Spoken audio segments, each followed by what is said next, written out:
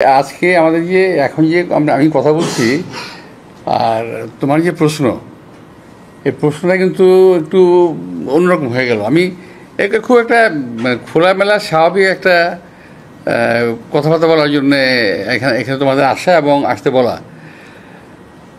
Music একটা বিশাল ব্যাপার কিন্তু, এবং যে সমস্ত বিষয়গুলো নিয়ে আলোচনা হয়েছে বলে আমি তোমার মুখ থেকে শুনলাম, নেহায়তই গুরুত্বপূর্ণ। এটা শেখ হাসিনা প্রত্যাবর্তন এবং বিচার সময়ের দাবি, জনগণের দাবি, আমাদের দাবি।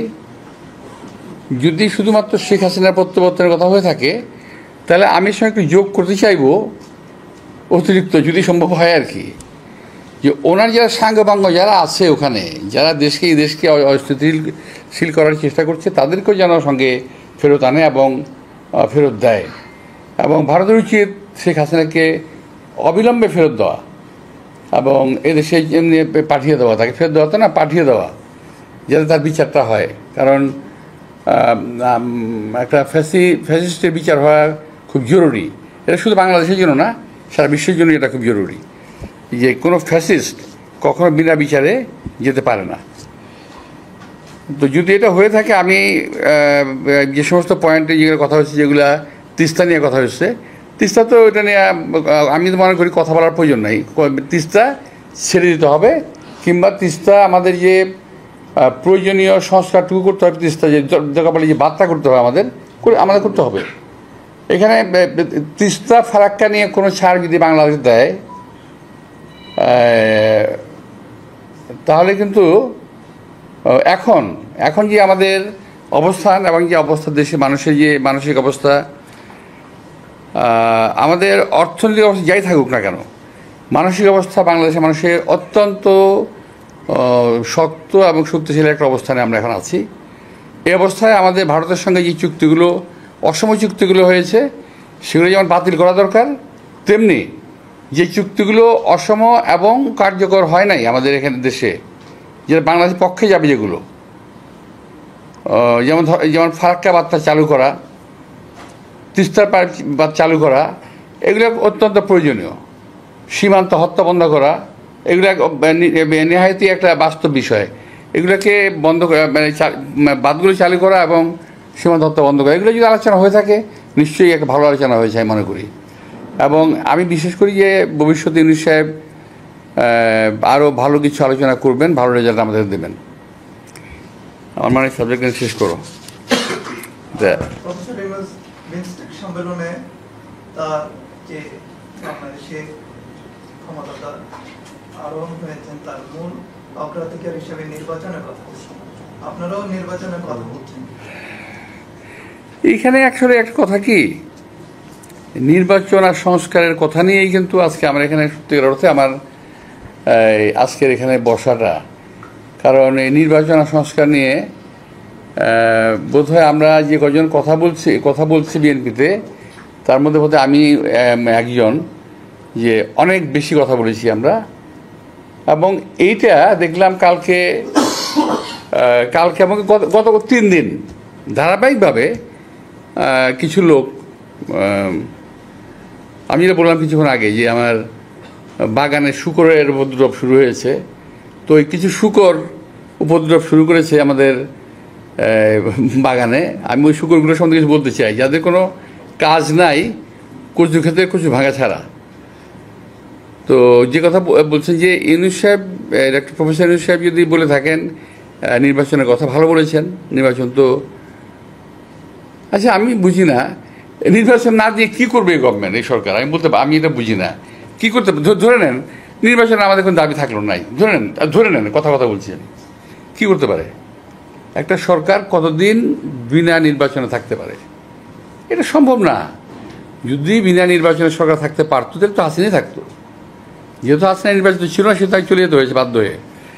তো ডক্টর মোহাম্মদ ইউনূস বোধহয় সঠিক সিদ্ধান্ত নিয়েছেন।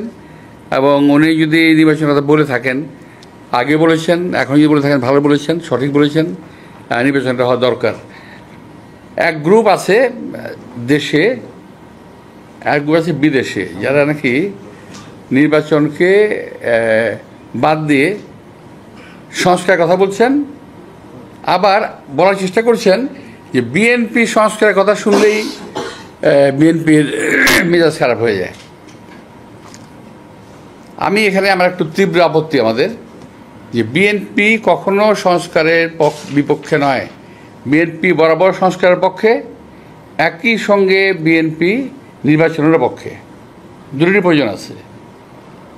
কিন্তু এমন সংস্কারের পক্ষে বিএনপি নয় যেটি দেশের জনগণের স্বার্থের, জনগণের অধিকারের বাইরে চলে যাবে, এমন কোনো সংস্কার বিএনপি কিংবা আমরা মেনে নিতে পারি না, মেনে নিবও না। আমি এই কথা আগে বলেছি, এখনও বলছি। আপনারা দেখবেন সংস্কার যদি যারা নাকি এটা নিয়ে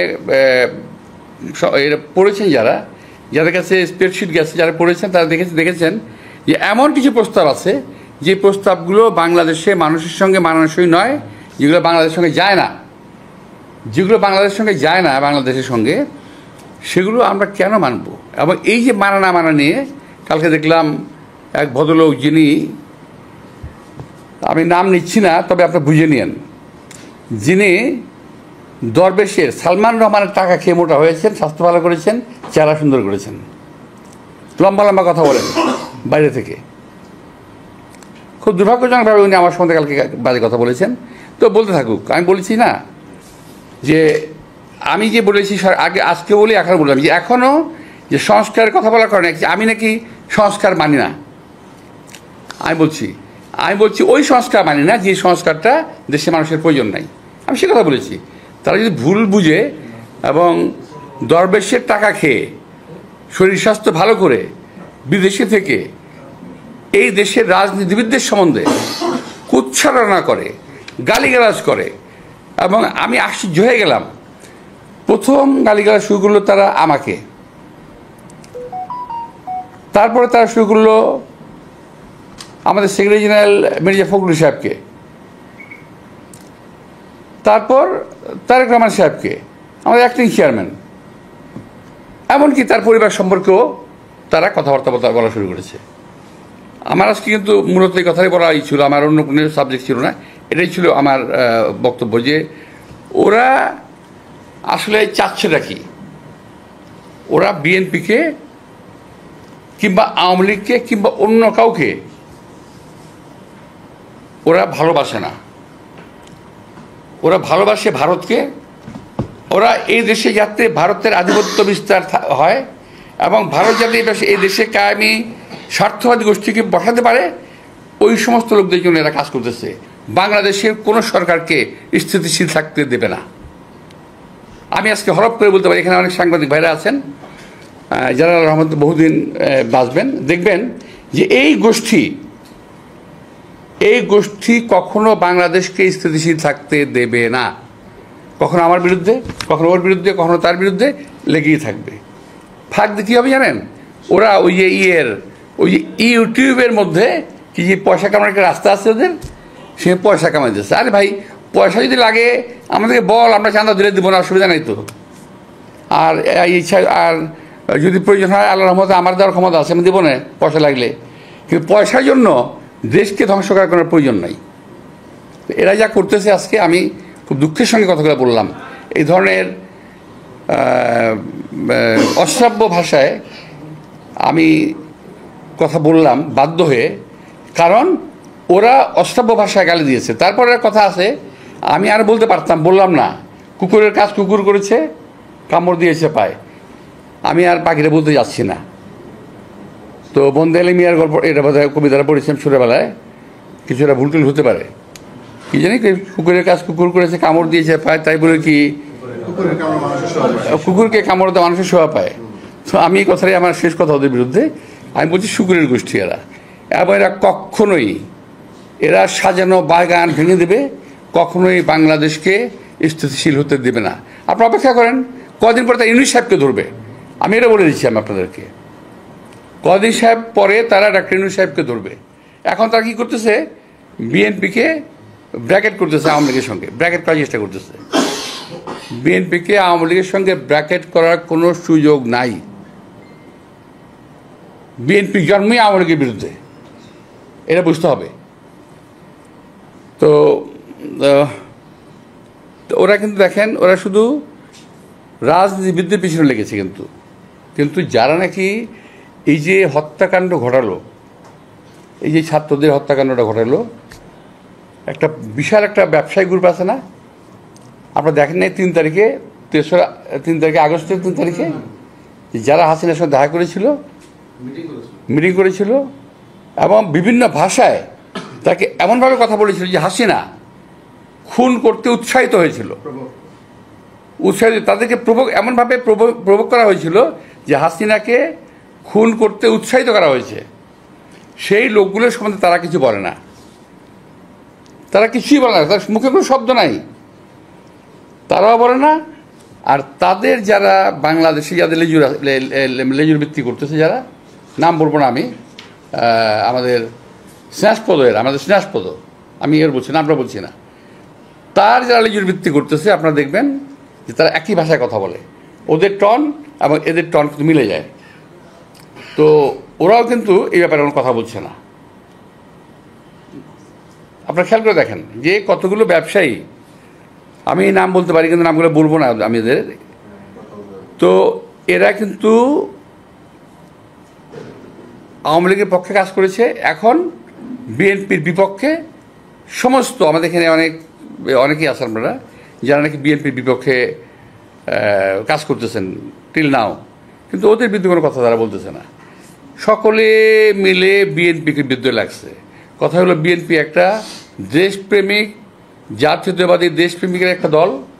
এই দলটাকে যদি শেষ করা যায় তাহলে ফ্যাসিজম এবং আধিপত্যবাদকে বাংলাদেশে পার্মানেন্ট করা যাবে, এই হলো তাদের টার্গেট।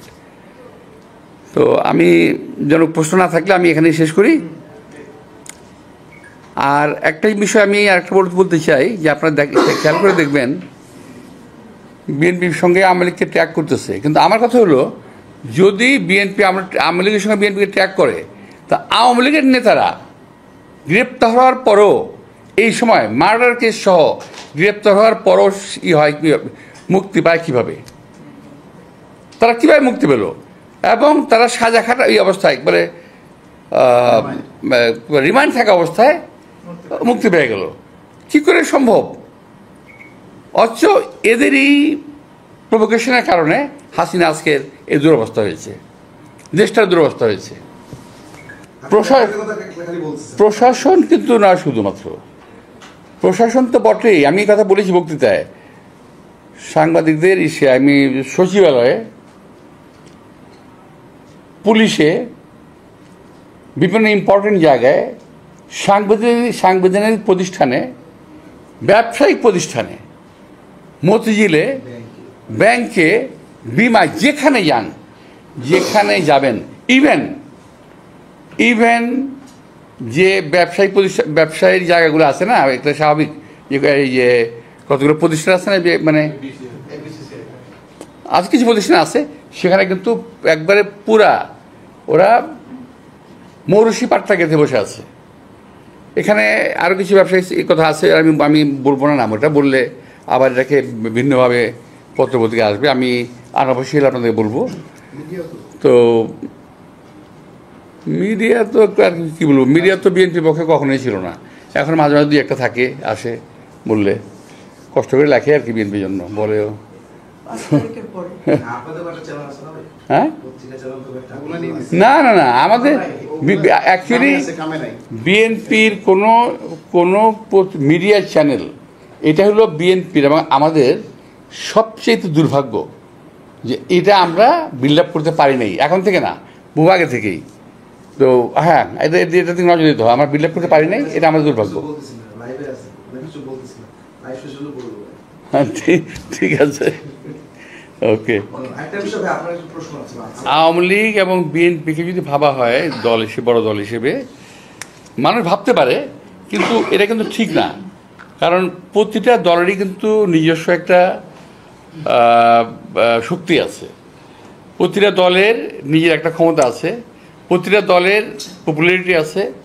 এবং বিএনপি যদি নির্বাচনের ক্ষেত্রে প্রশ্ন আসে, সেক্ষেত্রে আমি বলবো যে বিএনপি সবাইকেই প্রতিদ্বন্দ্বী ভাবে, প্রতিপক্ষ না। বিএনপি কাউকে প্রতিপক্ষ ভাবে না, প্রতিদ্বন্দ্বী আমরা ভাবি এখানে আওয়ামী লীগ না থাকলে ইউআরএফ অনেক আছে, অনেক দল আছে, অনেক মত আছে, অনেক মানুষ আছে, তারা সকলেই বিএনপির প্রতিদ্বন্দ্বী। তবে আপনাদের কেন প্রতিপক্ষ করা হচ্ছে সবাই কেন আপনাদেরকে প্রতিপক্ষ করা হচ্ছে? হ্যাঁ, এটা তো সাংবাদিক সহ দেখি না অন্য কোনো দলকেও আপনি যারা কথা বললেন বাইরে যারা আছে, দেশের বাইরে যারা আছে এবং দেশের ভিতরে যারা আছে, তাদের বলেন যে ভারত ভাই সে একটা জঙ্গলের মধ্যে অনেক গাছ থাকে, বট গাছের উপরে বাতাস লাগে বেশি, বুঝতে পারছি? বট গাছের উপরে বাতাসটা বেশি লাগে কারণ বট গাছটা অনেক বড়। If you enjoyed the video, make sure to leave a like and subscribe the channel.